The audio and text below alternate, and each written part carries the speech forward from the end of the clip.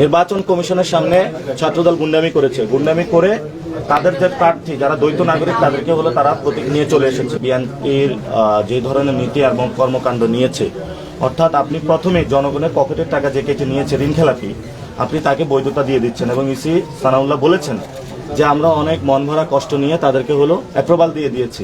অর্থাৎ এর মাধ্যমে আপনি কি বোঝাচ্ছেন যে যারা ঋণ খেলাপি আপনি তাদেরকে দিচ্ছেন, বাংলাদেশে আপনি ঋণ খেলাপিদের জায়েজ করে দিলেন এবং আপনার পকেটের টাকা যে কেটে নিবে, ব্যাংকের থেকে যে চুরি করবে, বাটপারি করবে, চিটারি করবে, আপনি তাকে নির্বাচনে বৈধতা দেওয়ার মাধ্যমে বাংলাদেশে একটি সুষ্ঠু নির্বাচনের পরিবেশ আপনি অনিশ্চিত করে দিয়েছেন। 1 নম্বর। 2 নম্বর, আপনারা দেখেছেন নির্বাচন কমিশনের সামনে ছাত্রদল গুন্ডামি করেছে, গুন্ডামি করে তাদের যে প্রার্থী যারা দ্বৈত নাগরিক তাদেরকে হলো তারা প্রতীক নিয়ে চলে এসেছে। আপনারা এটা পুরো বাংলাদেশ এটা দেখেছে এবং এর মধ্যে শুধু ছাত্র দলে সীমাবদ্ধ থাকে নাই, দলীয় প্রধান যিনি তারেক রহমান, উনি গিয়ে সরাসরি কড়াইল বস্তিতে হলো সবাইকে ফ্ল্যাট দেওয়ার প্রতিশ্রুতি করে আসলেন এবং ওনারা যে সব জায়গায় ফ্যামিলি কার্ড, কৃষক কার্ড এগুলো বলে মানুষের যে কার্ডগুলো, এনআইডি কার্ডগুলো নিয়ে যাচ্ছেন, নিয়ে তাদের ফ্যামিলি কার্ড, কৃষক কার্ড হলো ধরিয়ে দিচ্ছেন। এটা প্রত্যেকটা পাড়ায় মহল্লা করতেছে এবং আপনি কল্পনা করতে পারবেন না, গত 1 সপ্তাহ যাবত প্রত্যেকটা ফ্ল্যাটে গিয়ে লিফলেট দিয়ে ফেসবুকে অসংখ্য স্ট্যাটাস আছে, মির্জাবাইয়ের পক্ষের লোক ডিরেক্টলি দানের শেষে ভোট চেয়েছে, কিন্তু নির্বাচন কমিশন এখানে অন্ধ থেকেছে এবং তারা মনে করে যে মির্জা আব্বাস ভাইয়ের বিরুদ্ধে কিছু বললে তাদের চাকরি থাকবে না। তো চাকরি না থাকলে আপনি চেয়ারে বসছেন কেন?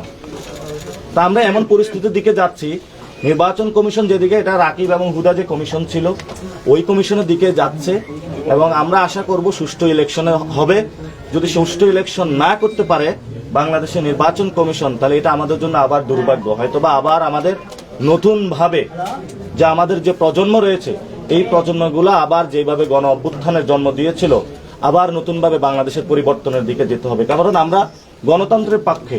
আপনি দেখেন, আমরা যখন গণতান্ত্রিক পক্ষের লড়াই করছি এবং বহুদলীয় গণতন্ত্র, আমাদের জোটে প্রত্যেকের মার্কা ঠিক আছে, আমাদের জোটে প্রত্যেকের দলের নাম ঠিক আছে, তাহলে এটা হলো বহুদলীয় গণতন্ত্রের চর্চা। আর অন্যান্য জায়গায় দেখেন, মার্কা খেয়ে দিছে, দল খেয়ে দিছে, সব খেয়ে দিছে, এলাকায় গিয়েছে, এলাকায় তাকে পিঠা দিচ্ছে এবং তারপরে ওইখানে আরেকজন প্রার্থী দাঁড় করিয়ে রাখছে, কান্নাকাটি করছে তারা।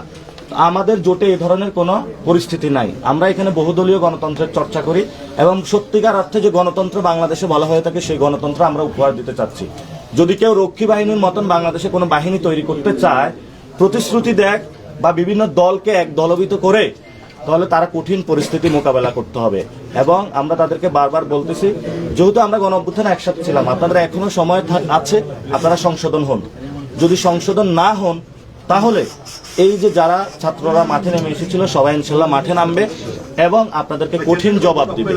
এবং আমি আবার রিকোয়েস্ট করব, বাংলাদেশে জনাব তারেক রহমান এসেছেন, উনি শহীদ জিয়াউর রহমানের ছেলে, বেগম জিয়ার ছেলে, এবং ওনারা গণতন্ত্রের জন্য লড়াই করেছেন, ওনারা বাংলাদেশের মানুষের মন জয় করে নিয়েছেন। প্লিজ আপনি এমন কাজ করবেন না যার দ্বারা বাংলাদেশে একটি সুষ্ঠু নির্বাচনের আপনি ব্যর্থ হয়ে দাঁড়াবেন, বা সুষ্ঠু নির্বাচনের আপনি এমনভাবে কাজ করতেছেন যেটাতে সুষ্ঠু নির্বাচন প্রতিবন্ধকতা সৃষ্টি করে।